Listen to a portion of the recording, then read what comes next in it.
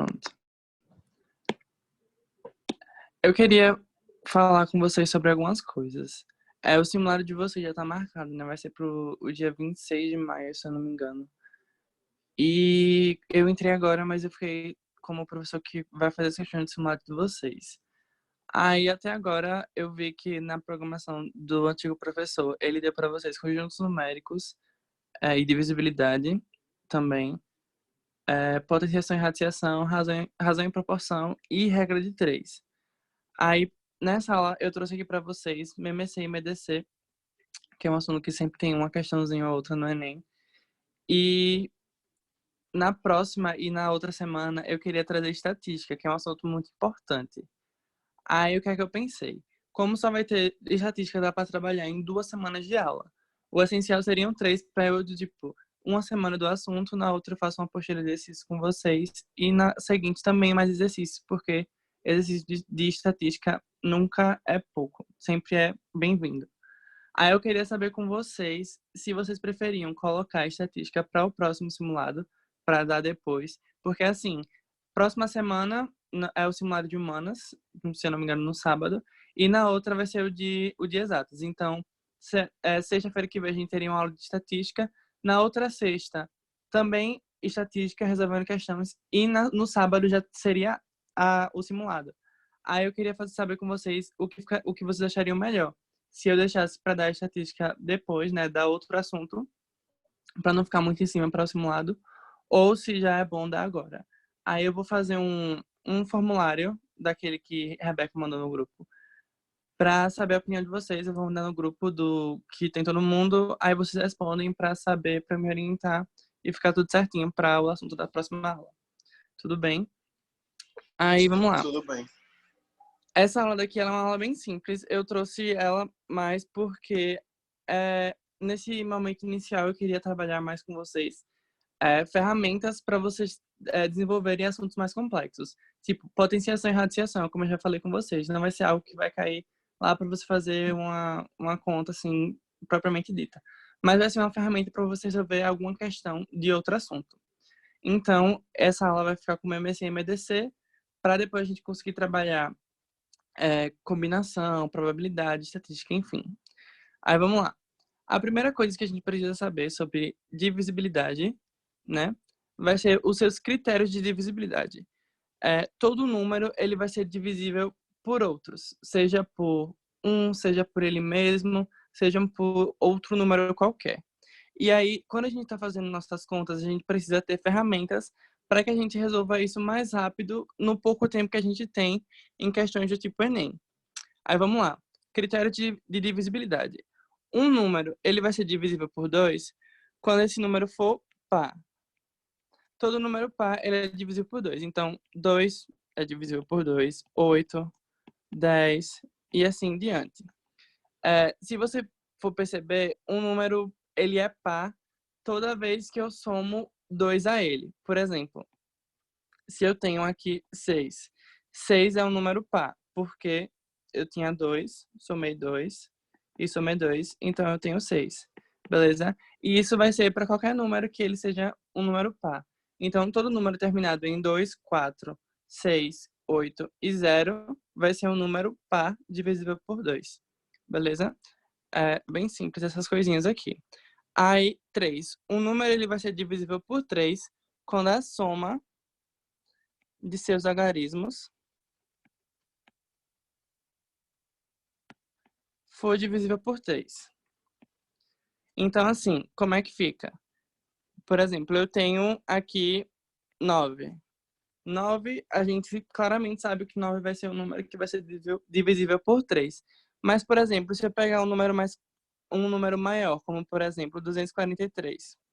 243, ele vai ser divisível por 3, porque a gente sabe que 2 mais 4 mais 3 é igual a 9, e 9 é um número divisível por 3. Então, assim, se eu quero saber se o número ele vai ter a possibilidade de ser dividido por 3, eu vou somar todos os seus algarismos e vou ver se o resultado dessa soma vai ser o número divisível por 3 ou não. Se for, esse número vai ser dividido por 3. Ok?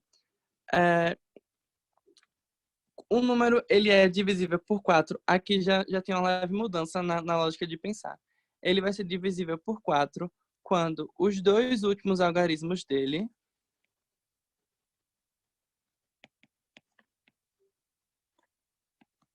forem divisível por 4. Quando a soma desses dois números for divisível por 4. Aí como fica? Por exemplo, eu tenho aqui... deixa eu pensar no número.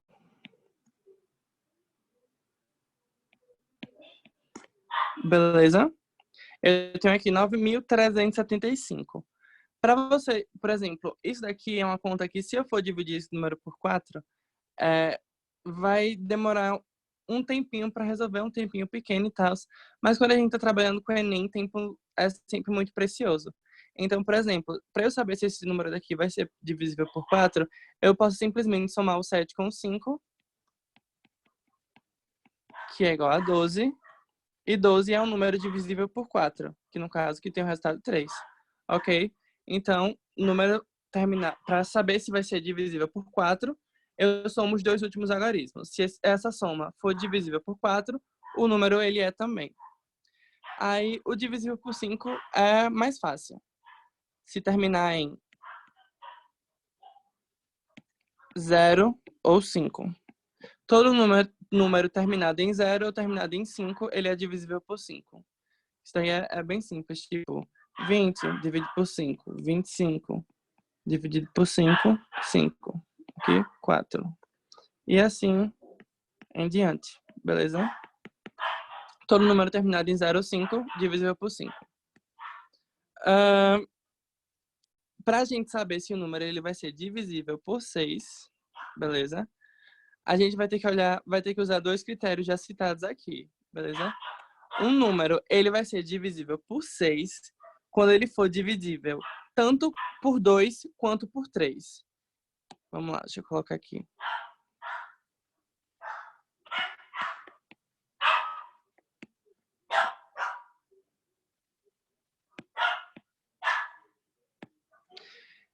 Tá.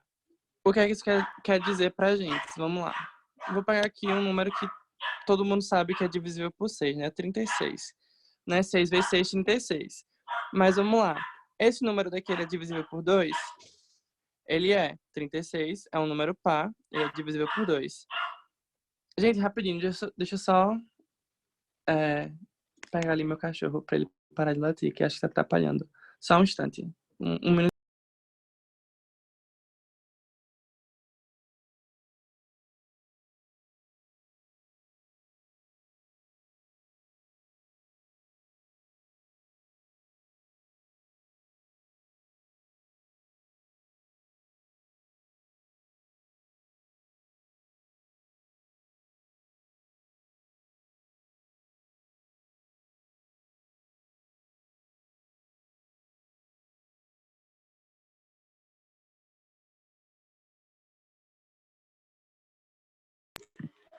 Pronto, gente, tudo certo por aqui. Deixa eu botar de novo aqui no aplicativo. Tá. Um número divisível por 6, ele vai ser dividido tanto por 2 quanto por 3. Aí, esses próximos critérios, assim, eles não são tão relevantes quanto esses primeiros. Mas é bom saber, né? Porque vai que ocorra a necessidade de usá-los em algum momento aí, em alguma questão. Até porque, ultimamente, pelo menos em 2018 e 2019, o Enem trouxe algumas coisas inéditas que não eram esperadas nos outros anos, né? Nos anos anteriores. Aí, vamos lá. O número divisível por 8, ele vai seguir a mesma lógica do 4. Só que, em vez de você analisar os três últimos números, né? No caso, ou os dois últimos números, né? Os dois últimos algarismos, você vai analisar os três últimos. Então, a soma dos três últimos algarismos. Se essa soma for um número divisível por 8, então a gente vai ter que o número todo ele vai ser divisível por 8 também. Não vou colocar exemplo porque, justamente como eu falei, não é de grande relevância. Você só mantém na cabeça, até porque essas coisinhas são muito fáceis. É só você somar e pronto. tá? Aí, o 9, que é o nosso próximo aqui, ele segue a mesma lógica do 3, né? No 3 a gente vê a soma de todos os algarismos. Se for divisível por 3, o número também é. Aí aqui vai ser a mesma coisa, a soma de todos os algarismos. Se for igual a 9, se for divisível por 9, perdão. Se for divisível por 9, o número também é, beleza? Aí, divisibilidade por 10 é bem simples. Quando o último algarismo do número foi 0, último algarismo, esse número também vai ser. Tipo, 10, 20, 30, 40, 50, 60, 70. Todo número terminado em 0, ele vai ser divisível por 10, beleza?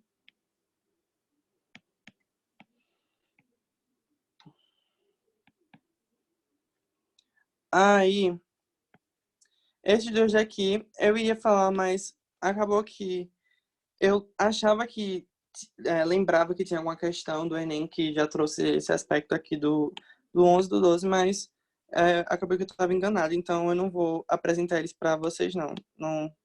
Não é importante aqui, não. Aí tá. Os critérios de divisibilidade mais importantes são estes daqui. Principalmente o do 2, o 3, o 5 e o 10, beleza? Esses são os critérios de divisibilidade mais importantes para vocês darem uma olhadinha, fixarem na cabeça e tal. Alguém tem alguma dúvida nessa parte de critérios de divisibilidade? É uma parte mais para vocês terem a noção de como vai funcionar o assunto, de como você tem que pensar na hora de você estar fazendo alguma conta, para você não perder tempo na hora do Enem. Alguém tem alguma dúvida?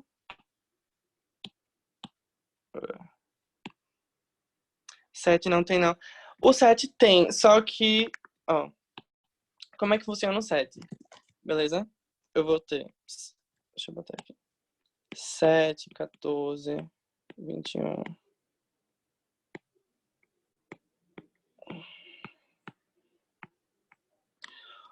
O 7, ele, assim, ele é um número primo, só que ele é um número primo alto. Tipo, ele não é que nem 2, 3 e 5, que são números que são mais recorrentes. Tipo, a gente sabe que todo número terminado em 0 e 5 vai ser obrigatoriamente divisível por 5. O 2, todo número par é divisível por 5. Então, assim, são números que são mais fáceis de trabalhar com essa divisibilidade. O 7 já não é tão assim, porque ele, do tipo, ele vai, no caso, ele é um ciclo recorrente, de 7 a 70. E aí depois, a partir do 67, começa outro ciclo. Então, não vai ser algo que a gente vai ter uma regra padronizada para ele, beleza? O que, é que você vai ter que reparar vai ser, se for entre 7 e 70, você já, com prática de conta, você já vai ter na sua cabeça que o 7, o 14, o 21, 28, 35, 42, 49 e assim diante, você já vai tendo isso na sua cabeça. Agora, quando passa de 70, já complica um pouco a situação. E não é tão relevante. Do tipo, quando o assunto é trabalhado de visibilidade, tanto os livros didáticos quanto os vestibulares, eles não vão trazer esse aspecto da divisibilidade do set, tá bom? Tanto que se você for olhar no Bernoulli e no Sais, eu acho, não tem divisibilidade por 7, como uma regra e tal.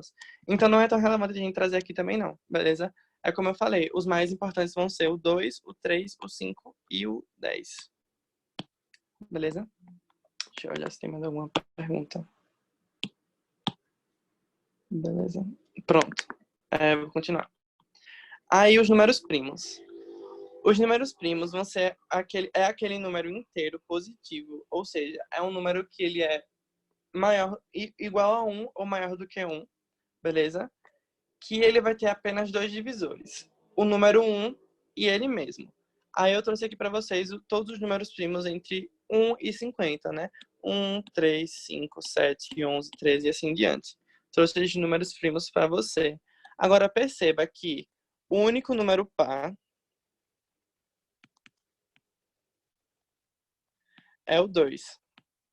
E se você parar para pensar, tem lógica, porque todos os números pares, além de serem divisíveis por eles mesmos e por um, eles também vão ser divisíveis por 2, né? Foi o que a gente acabou de ver aqui em cima.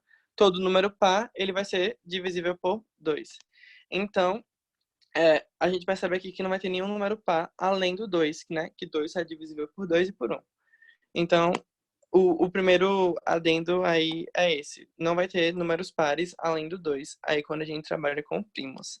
E o segundo é que 1 não é um número primo, beleza? A definição basicamente exclui ele, né? O número tem que ser divisível por ele mesmo e por 1. Mas 1 já é ele mesmo, então não, 1 não vai entrar nessa categoria de números primos.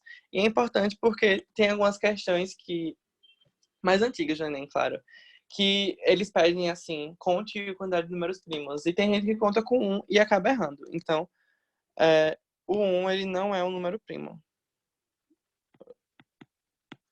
Beleza? Aí tá.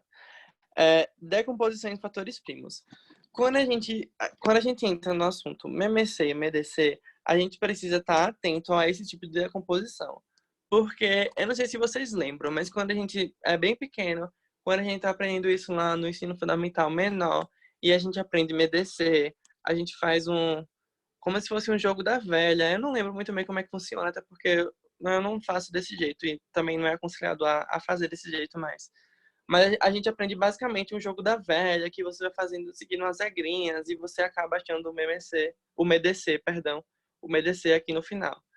Mas a gente não trabalha mais com isso, porque é muito fácil de você se confundir, e também não é tão prático assim. Então, a gente vai trabalhar o MMC e o MDC a partir da decomposição em fatores primos. O que é isso? Quando eu estava falando de potenciação, a gente fazia esse mesmo esqueminha aqui, essa mesma estrutura, para diminuir esse número até a gente achar o número 1 aqui no final. E a decomposição é exatamente isso. Só que, quando a gente fala em decomposição em fatores primos, a gente só vai poder realizar essa divisão do número que está sendo decomposto por um número primo. Então, por exemplo, eu só posso dividir ele por 2, por 3, por 5, por 7, por 11, ou por 13, ou por 17, e assim em diante. Eu só vou poder dividir por números primos. Eu não posso dividir, por exemplo, por 4, nem por 8, nem por 12, só números primos. Então, vamos lá. Quando a gente está trabalhando com a decomposição, é geralmente aconselhado a gente começar com os menores primos. Então, por exemplo, eu primeiro vejo se esse número é divisível por 2, depois por 3, depois por 5, depois por 7, depois por 11, e assim em diante. Não seria tão proveitoso eu dividir ele, sei lá, por 37 para depois ir reduzindo, entendeu? Se fosse o caso do 120, que não é. Mas é mais aconselhável a gente começar com os números menores. Então, vamos lá. 120 dividido por 2, né? 60. 60 dividido por 2, 30. 30 ainda é divisível por 2, que dá 15. Então, 15 já não é um número divisível por 2. Então, a gente vai ter que ver se ele é por 3, depois por 5 e assim diante. No caso, para saber se ele é divisível por 3, a gente soma os logaritmos do número. 1 mais 5 é igual a 6, e 6 é um número que é divisível por 3, né? 6 dividido por 3 é igual a 2. Então, 15 é um número divisível por 3. Então, eu vou colocar aqui, divisível por 3, que no caso dá 5. 5 é um número primo, que só se divide por ele mesmo e por 1. Então, eu tenho aqui. Então, a nossa decomposição é isso daqui. 120 é igual a 2 elevado a 3, né? Ó, 2 elevado a 3 vezes 3 vezes 5. Então, esse é o nosso número decomposto. Beleza? Aí, quantidade de divisores de um número natural. Rafael, ele já trouxe isso para vocês lá na primeira aula de conjuntos numéricos. Mas eu acho que seria legal a gente mostrar aqui como é que funciona. Beleza? É basicamente assim. A gente vai multiplicando o número por todos de baixo. Então, vamos lá. Eu primeiro vou ter 2 vezes 2, beleza? Então, aqui eu vou ter 4. 2, né? 2 duas vezes. 2 vezes 3, 6. 2 vezes 5, 10. Beleza? Aí eu continuo nessa mesma lógica. Como o 2 aqui ele vai estar repetido 3 vezes, eu já vou pular, eu não vou ficar fazendo tipo esse daqui de novo e esse daqui de novo, porque 2 vezes 2 vai ser sempre 4, né? Então, vamos pular logo para isso daqui. Aí eu faço 2 vezes 3, 2 vezes 3 novamente, que continua sendo 6, e 2 vezes 6. No caso, a gente vai começando a fazer o cruzamento. Então, 2 vezes 6, 12. E assim em diante, até que eu tenha feito a multiplicação entre todos eles. Por exemplo, aqui eu faço 3 vezes 5, que dá 15, depois 3 vezes 10, que dá 30. Beleza? A gente vai seguindo essa lógica, até a gente achar todos os divisores possíveis, né? Claro que quando a gente vai fazendo isso sem a prática, a gente vai repetindo as coisas. Então, por exemplo, se você fosse só seguir a regrinha, multiplicar o de cima por baixo e depois de linha, ou da linha por debaixo também, você ia repetir muito 4, ia repetir 6, ia repetir 10, ia repetir 12, enfim. Mas a lógica é basicamente essa. Se você quiser achar os divisores de um número natural, você vai fazendo essas multiplicações cruzadas. No caso, eu tenho aqui ainda 2 vezes 12, que é 24, 4 vezes 12, que é 48. Enfim, vai fazendo isso. E a gente acha todos os divisores do número natural que a gente está trabalhando. Beleza? Então, decomposição em fatores primos, você decompõe o número apenas em fatores que são primos. 2, 3, 5, 7 e em diante. Beleza? Aí vamos lá. Alguém tem alguma dúvida em relação a isso? Não? Pronto. MMC. Aí, quando a gente trabalha com o MMC, existem duas formas de a gente poder trabalhar com ele. Uma é uma que ela é um pouco mais trabalhosa, que no caso é você decompondo todos os números individualmente. Porém, nesse primeiro momento que vocês ainda não fizeram várias questões com o MMC e o MDC, seria interessante trabalhar o cálculo com esse método. Por quê? Porque o MDC ele só se faz por esse método. Então, se você não tiver muita prática com esse método, do tipo, em relação a tempo e afins, você acaba se sobrecarregando na hora de fazer isso na prova, tipo, de fazer isso tanto no simulado quanto lá na hora do Enem, porque você vai ter que fazer isso rápido, e isso é algo que se tiver um errinho, você já perde a questão, e a resposta vai estar lá nas alternativas.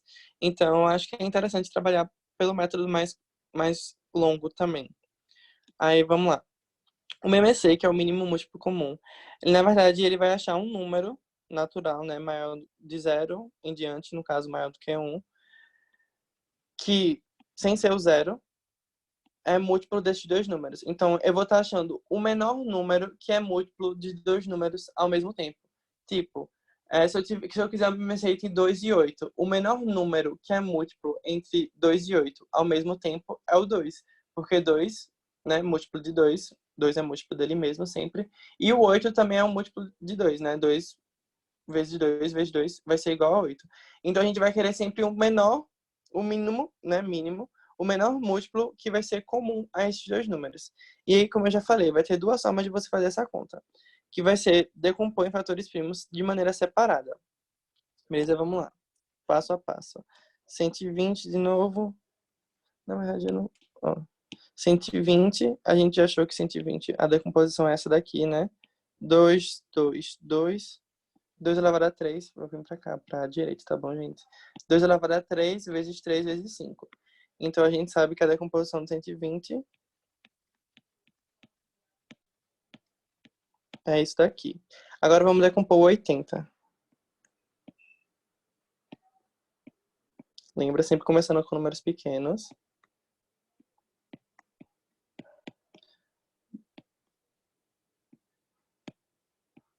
Então, 80 vai ser 2 elevado a 2, 3, 4. 2 elevado a 4 vezes 5. Aí eu quero que a gente achou esses números decompostos em fatores primos. Aí o que é que a gente faz agora para achar o MMC? O MMC vai ser, a gente vai pegar todos os fatores que se repetem ou não. Então, quem é que se repete aqui? 2 e 5. E quem não se repete? O 3. Então, a gente acaba pegando todos os fatores, os que se repetem e os que não se repetem. Então, a gente vai ter a seguinte situação.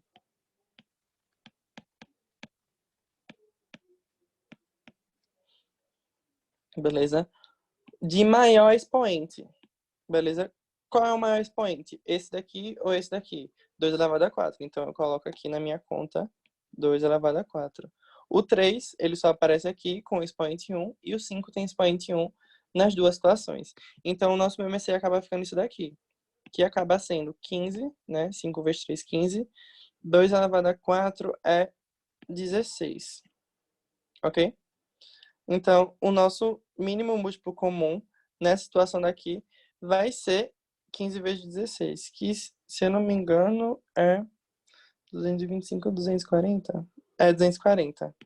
15 vezes 16, 240. Beleza? Então, aí é o nosso mínimo múltiplo comum. Perceba que 120 e 80 são números menores que 240. Então, é válido ressaltar que a gente pode ter um MMC que ele é menor do que no caso ele vai ser igual ou entre esses dois números, como o exemplo que eu falei, 2 e 8, o MMC aqui é 2. Então, a gente tem um número que ele é igual ao 2, mas em outra situação poderia ser um número entre 2 e 8, enfim. Vai ter um número que vai estar aí transitando nessa faixa, mas ele também pode ser maior do que o maior número entre eles. No caso, 240 aqui é maior que 120. Isso não vai ser um problema aqui no MMC, beleza?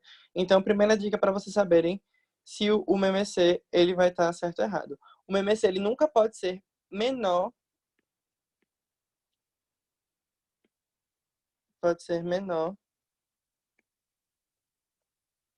que o menor número.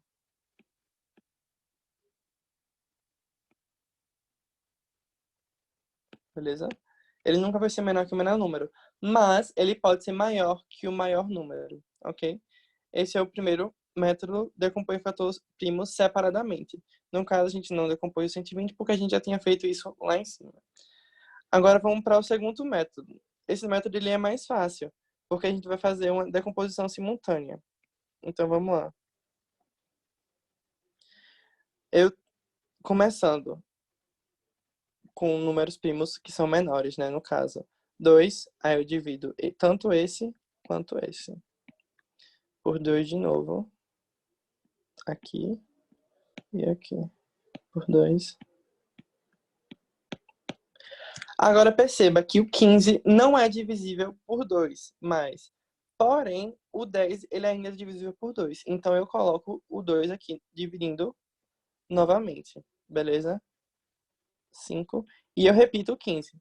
Beleza? O 15 ele não vai ser divisível por 2, então eu vou repetir ele para a parte de baixo. E continuo minha divisão. No caso aqui, ó, 15 e 5. O 15 ele é divisível por 3, mas o 5 não é. Então, eu coloco 3, e que vira 5, e repito 5. Depois dividido por 5, 1. E a gente vai ter nosso MMC, 2 elevado a 4, vezes 3, vezes 5. Que é a mesma coisa que a gente achou aqui em cima. Ok? É igual. Essa maneira de resolver é uma maneira mais rápida e também acho que fica até mais fácil, que você não se confunde tanto. Porém, quando você trabalha com o MDC, para você fazer isso dessa forma, fica mais difícil. Então, é melhor fazer do outro jeito, né? Do primeiro jeito. Aí, vamos lá. O MDC. O MDC ele vai ser o máximo divisor comum aos os dois números. O que é que isso quer dizer? Que eu quero um número, né? Eu quero o maior número que é capaz de dividir esses dois números ao mesmo tempo. Lembrando, o divisor de um número, ao contrário do múltiplo, tipo, 8 é múltiplo de 2 e 8 é maior que 2. 16 é múltiplo de 8 e 16 é maior que 8. Quando a gente trabalha com um divisor, um número, os divisores dele sempre são menores do que ele. O que é que isso quer dizer pra gente? Ó? Se eu tiver 120, eu não posso dizer que 240 ele é divisível por 120, porque 240 é maior do que 120, ok? No caso, que a relação entre eles dois vai ser uma relação de múltiplos, né? 240 é um múltiplo de 120, mas 240 não é um divisor de 120. Quem vão ser os divisores de 120? Vão ser números que vão estar abaixo dele, que vão ser capazes de dividir 120 de maneira que resulte um número sem ser decimal. No caso, por exemplo, o 2 ele é um divisor de 120, porque ele resulta em 60, que é um número inteiro, ele não é um número decimal. A mesma coisa com 4, com 8, com 12, beleza, com 10, enfim.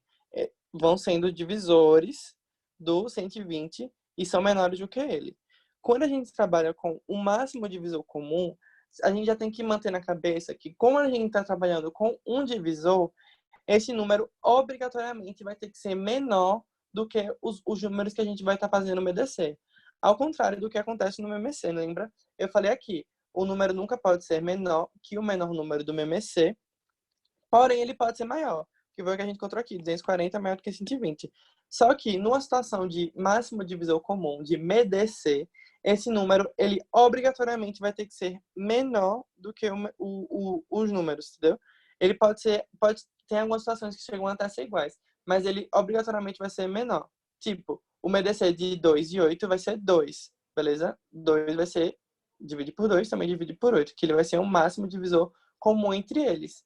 Por exemplo, por que não seria 4? Porque 2 não é divisível por 4, porque vai dar um número decimal, que é 0,5.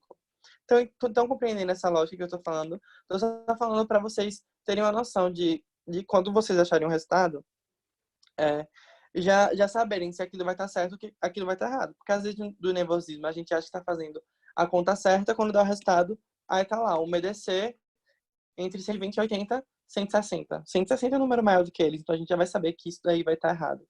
Ok? Então, MDC, máximo divisor comum, maior número natural divisor desses números.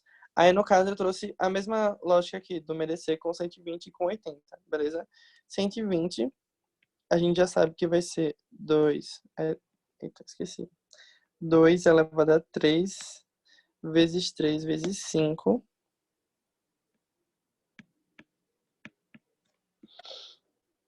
E o 80, 2 elevado a 4 vezes 5.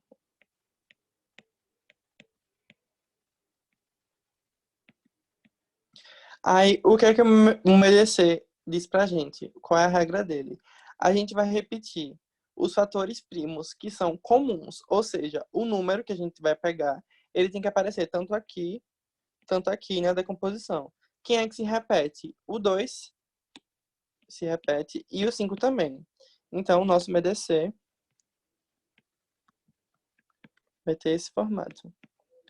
Beleza? Perceba que o 3 ele não aparece porque o 3 não está aqui sendo divisível por 80. Então, a gente não vai usar o 3. E a gente pega o menor expoente em vez do maior. Então, quem é o menor expoente? 4 ou 3? 3. E o 5 tem expoente 1 nas duas situações. Então, quem vai ser o nosso MDC entre 120 e 80? Vai ser 2 elevado a 3, que é 8, vezes 5, resultando em 40. Então, 40 é o nosso MDC. 40 menor do que 120 e menor do que 80, beleza? Não poderia ser maior que 80. Por exemplo, se eu achasse que o nosso MDC fosse 100, né? Já estaria errado, porque 100 é maior do que 80, logo 80 não é divisível por 100, beleza? Então, é bem simples. Se, por exemplo, quando a gente resolve pela segunda maneira do MMC, que a gente vai fazer essa fatoração de forma múltipla, a gente tem que dobrar muito a atenção, o que acaba nos prejudicando, né? Ó.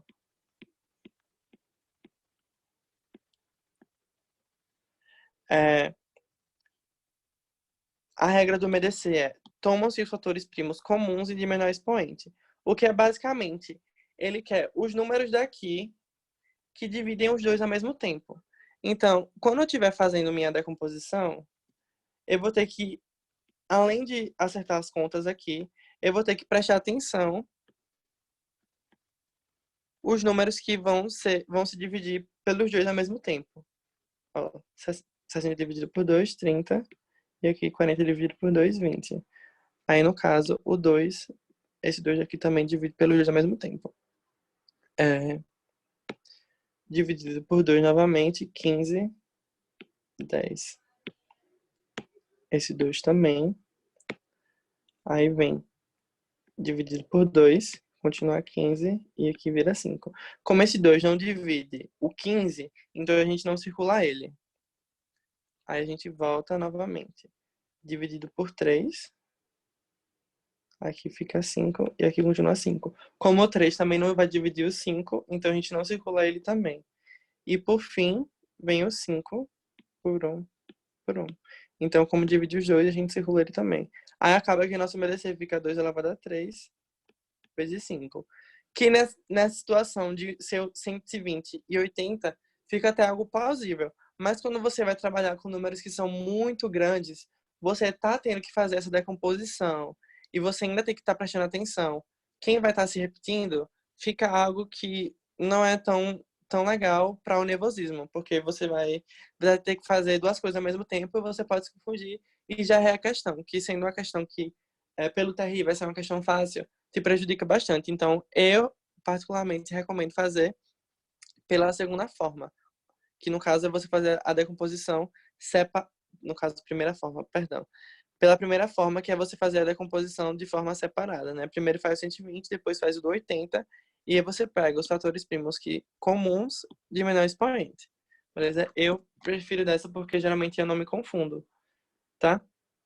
E aí, essa aula foi bem rapidinha, são 2h40, mas talvez dê o horário, mas eu queria só ilustrar esses temas, até porque eu tô preparando para vocês. Eu tenho 5 apostilas que estão quase prontas.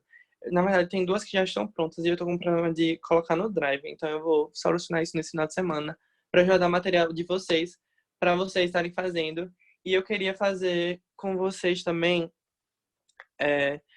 receber um feedback de como vocês estão nos assuntos que já foram dados.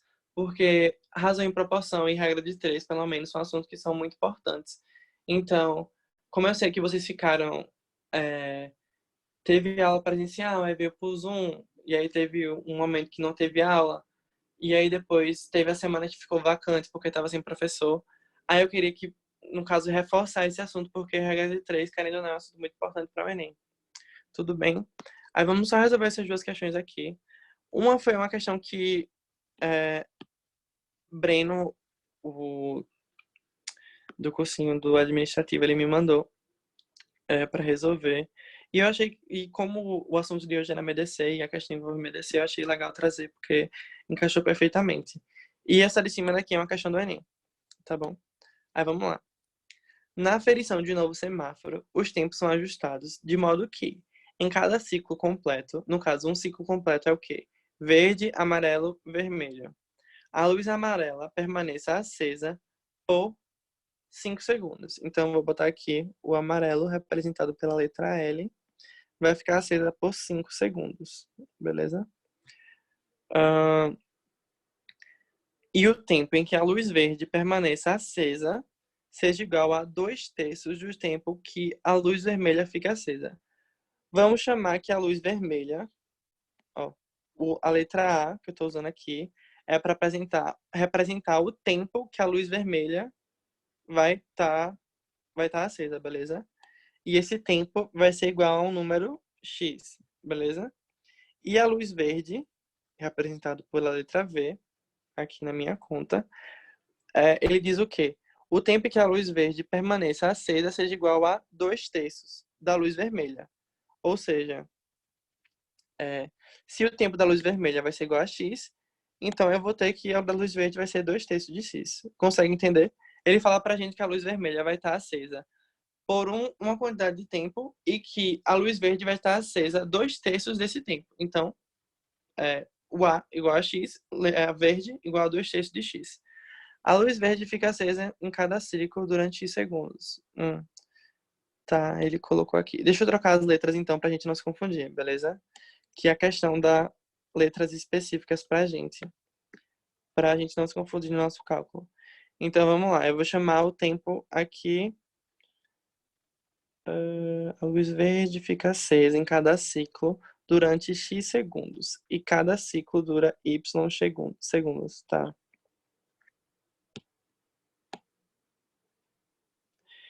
Eu vou chamar aqui o tempo que a luz vermelha fica acesa é W. E a questão nos dá que o tempo que a luz verde fica acesa é x. Só que a questão também diz pra gente que esse tempo x, segundos da luz verde, vai ser igual a 2/3 do tempo da luz vermelha. Então a gente vai ter essa relação aqui. Tá? Se alguém não estiver entendendo as letras, se estiver confuso, pode falar que eu tenho que explicar de outra forma, mas é porque a questão é dessa burocracia de equação que vocês estão aprendendo com o Guilherme, né? Equação de primeiro grau, equação de segundo grau. Então, já é bom também trabalhar esse aspecto da matemática. Mas se não estiver entendendo, pode falar, gente, porque o principal aqui é vocês entenderem como é que vai funcionar a questão. Tá bom? É, tá. A gente vai ter essa seguinte situação daí. Qual é a expressão que representa a relação entre x e y? Tá. Y, que é o tempo total que fica a luz acesa, concorda? Que é o que ele dá pra gente, né? Cada ciclo dura y segundos. Vai ser igual a o tempo que a luz vermelha fica acesa e o tempo que a luz verde fica acesa, mais o tempo da luz amarela, que a gente já sabe que é 5, ok? Então a gente tem essa seguinte situação daqui. Como esse W, que é o tempo que a luz vermelha fica acesa, é algo que a gente está dando aqui na questão, mas a questão não trabalha com esse W, então a gente vai botar isso daqui, a gente vai botar o W em função do X. Como é que vai ficar? Se eu tenho X, que é o tempo que a luz verde fica acesa, é igual a 2/3 que a luz vermelha fica acesa, é a mesma coisa que meios e extremos, beleza? Eu vou ter 3x sobre 2 sobre 2. Beleza? Então, o tempo que a luz vermelha fica acesa é igual a 3 meios do tempo que a luz verde fica acesa. Então, a gente tem a seguinte situação. Y é igual a x, 3x sobre 2, o tempo que a luz vermelha fica acesa, o tempo que a luz verde fica acesa, a questão nos dá que é x, mais os 5 segundos que a luz amarela fica acesa. Isso daqui a gente precisa fazer a soma, beleza? Só que, no caso isso daqui, ó, o x. Só que a gente precisa tirar o MMC. Aí, veja como é uma questão super besta que o Enem traz, que, como eu falei para vocês, as habilidades do MMC e do MDC vão estar relacionadas a vocês resolverem as questões, não exclusivamente para, tipo, aquela questão vai ser exclusivamente para MMC. Isso acontece geralmente com o MDC. Mas essa questão aqui, o principal não é nem você saber fazer o MMC entre 2 e 1, porque o MMC entre 2 e 1 é 2, todo mundo vai saber isso, mas sim você montar uma equação. Mas se você não tiver essa habilidade de fazer o MMC, você não responde a questão. Então, vamos lá. O MMC aí vai ser 2, beleza? A gente também coloca o 5 nesse MMC, né? Porque o MMC vai ser para todo mundo da equação, beleza? Aí, no caso, eu tenho 2 dividido por 2, 1 vezes 3x, 3x, mais 2 dividido por 1, 2 vezes x, 2x, mais 2 dividido por 1, 2 vezes 5, mais 10, igual a 2 dividido por 1, 2 vezes y, 2y, beleza? Isso daqui é a mesma coisa que 5x, né? 3x mais 2x, mais 10 menos 2y. O que eu fiz foi só passar o 2y para o outro lado, né? Passei para esse lado daqui, beleza? Quando a gente troca algum fator de lado na equação, a gente inverte sinal. No caso, se for positivo, vira negativo. Se estiver multiplicando, passa por outro lado dividindo. Ok?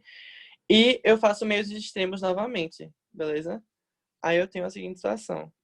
5x mais 10 menos 2y igual a 2 vezes 0, 0. Então, nossa resposta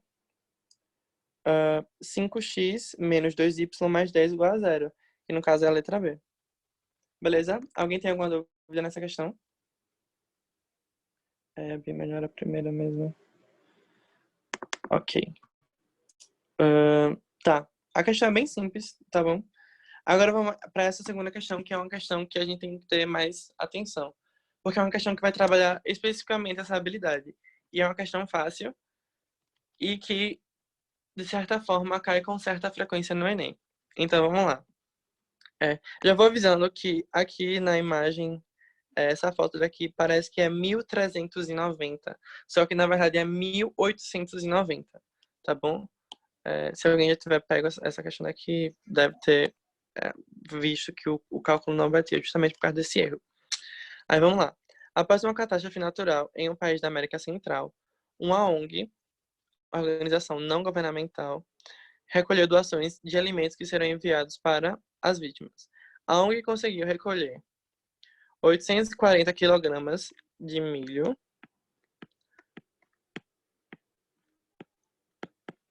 beleza, 840 quilogramas de milho, 882 quilogramas de feijão e 1.890 quilogramas, de arroz. Aí o que é que ele pede? O envio dessas doações será feito em pacotes com apenas um produto. Então, assim, ele vai montar pacotes que só vai ter um produto. Então, vai ter ou feijão, ou arroz, ou milho. Ok? E ele fala que cada pacote vai ter a mesma quantidade de quilograma em produto. E ele quer que essa quantidade seja a maior possível. Agora pense comigo. Ele fala que ele quer uma maior quantidade de... Oh, perdão, me confundi agora. Li tudo embolado aqui. Ele quer um pacote que tenha a maior quantidade de quilogramas possíveis. Beleza? E ele vai colocar só um desses em cada pacote. Então, a gente já está inclinado a pensar que a gente vai ter que fazer uma divisão aí para encaixar certa quantidade de quilogramas em cada pacote. Cada pacote vai ter que ter a mesma quantidade de quilogramas e essa quantidade de pacotes totais tem que ser a maior possível. Então, a gente já é inclinado aí a trabalhar com um BDC. Perceba, ele quer um número, beleza? No caso, uma quantidade de X de quilogramas que seja a maior possível, de forma que, quando eu tire desse total daqui, desse total daqui, desse total aqui, não sobre nada no final. Então, ele quer o máximo divisor comum entre esses três números para que a gente ache um pacote que tenha muito quilograma e que, no final das contas, não sobre nada, com a maior quantidade de pacotes totais possíveis. Ok? Então, essa questão aqui é uma questão de MEDC. Alguém não conseguiu enxergar que essa questão aqui a gente vai trabalhar com MEDC? Tipo, essa é a hora de falar. Alguém, tipo, não conseguiu visualizar isso? E... Dá para visualizar, sim. Pronto? Tudo certo? Pronto. Aí vamos lá, continuar. Então, vamos calcular o MEDC entre esses números. 840. Aí fica 410, 2, 200... 420, perdão, 2, 210, 2, 105, 105, 5 mais 1, 6. 6 é o número divisível por 3, então 105 dá para dividir por 3 também, que no caso é igual a 35. 35, ele não é divisível por 3, né? 5 mais 3, 8. Então a gente vai tentar dividir por 5. Termina com 5, então dá para dividir por 5. 7, 7, 1. Então, 840, deixa eu empurrar isso daqui um pouco pro lado para dar para escrever. Vou botar aqui embaixo, na verdade. Beleza? 840 vai ser igual a 2 elevado a 3 vezes 3 vezes 5 vezes 7.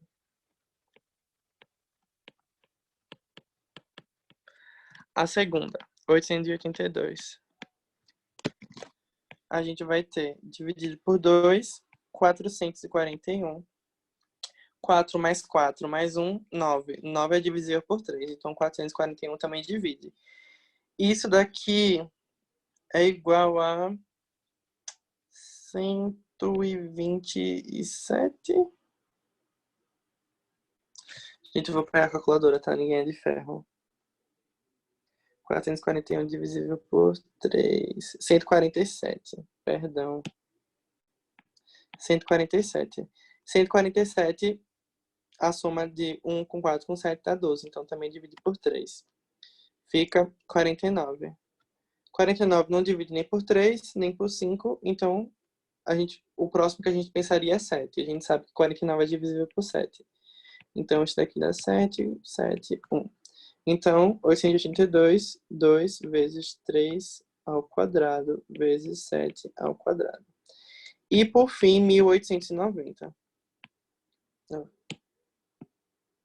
2,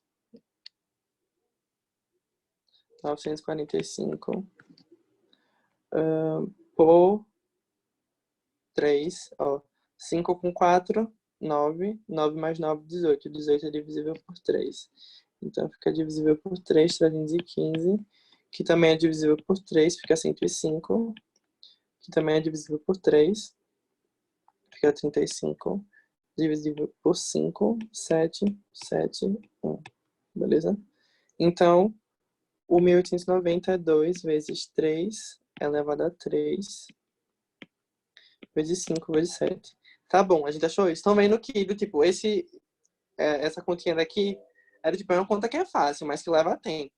Então, tipo, vale a pena a gente acertar a questão? Vale, porque é uma questão fácil, mas em questão de tempo, tem que colocar na balança e se planejar na hora de resolver o Enem. Beleza? Aí vamos lá, o MDC vai ser os fatores comuns. Quem são os fatores comuns? 2, 3 e 7. O 5 não aparece aqui, né? Não aparece aqui. Então vai ser 2, 3 e 7. De menor expoente. O menor expoente de 7 aqui vai ser 1. O menor expoente do 3 é 1. E o menor expoente do 2 também é 1. Então é 1, 1, 1. Aí fica 3 vezes 2, 6. 6 vezes 7, 42. Então, o máximo divisor comum entre esses três números é 42. Então, a gente já sabe que cada pacote vai ter 42 quilogramas de cada alimento. Vai ter 42 quilogramas ou de milho, ou de feijão, ou de arroz. E aí, no caso, eu só falta achar a quantidade de pacotes no total que a gente vai obter. Aí eu divido. 840 dividido por 42 vai ser igual a 20. 882 dividido por 42 vai ser igual a 21. E 1890 dividido por 42 é igual a 45, eu acho. 45. Aí, quando eu somo 20 com 21 com 45, isso daqui é igual a 86. Perceba que a gente fez justamente o que ele pediu. A gente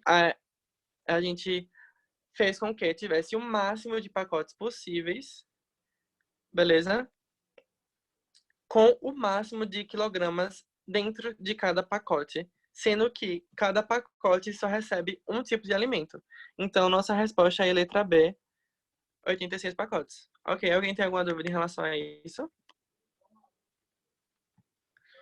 Não? Então tá. Gente, Não, a aula de hoje foi básica. Pronto, tranquilo. Pronto. A aula de hoje é basicamente isso. MMC e MDC não são assuntos complicados, não são assuntos complexos. A questão é prática e que entram em outros assuntos que vocês vão precisar dessa habilidade. Como eu já falei, as apostilas que eu tô fazendo, eu já vou disponibilizar, realmente só tive um problema de colocar no Benito Drive.